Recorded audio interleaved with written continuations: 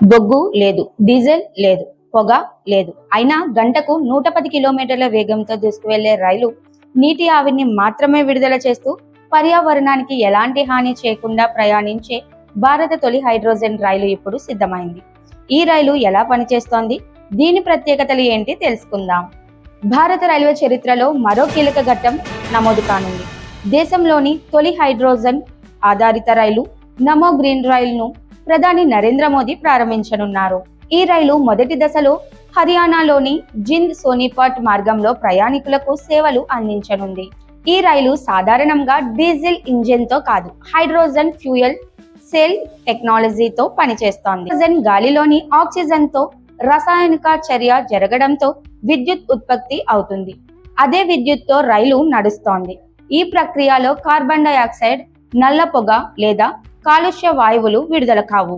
నీటి ఆవిరి మాత్రమే బయటకు వస్తుంది. అందుకే దీనిని జీరో ఎమిషన్ ట్రైన్ గా పిలుస్తున్నారు. ఈ రైలు 10 కోచ్లతో రూపొందించబడింది. ఒకేసారి వేలాది మంది ప్రయాణికులను తీసుకువెళ్లే సామర్థ్యం ఉంది. గంటకు సుమారు 110 కిలోమీటర్ల వేగంతో ప్రయాణించేలా రూపొందించారు. శక్తిపరంగా కూడా ప్రపంచంలోనే అత్యంత సామర్థ్యవంతమైన హైడ్రోజన్ రైల్లో ఒకటిగా నిలవనుందని అధికారులు చెబుతున్నారు. ప్రపంచవ్యాప్తంగా పర్యావరణ పరిరక్షణకు ప్రాధాన్యం పెరుగుతున్న సమయంలో భారత్ కూడా గ్రీన్ ఎనర్జీ వైపు వేగంగా అడుగులు వేస్తోంది.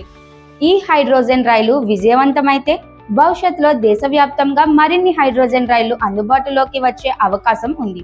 దీంతో డీజిల్ వినియోగం తగ్గి కాలుష్యం కూడా గణనీయంగా తగ్గుతోంది. బొగ్గు కాదు, డీజిల్ కాదు, భవిష్యత్తులో ఇంధనం హైడ్రోజనే అని భారత్ ప్రపంచానికి మరోసారి చాటి చెబుతోంది.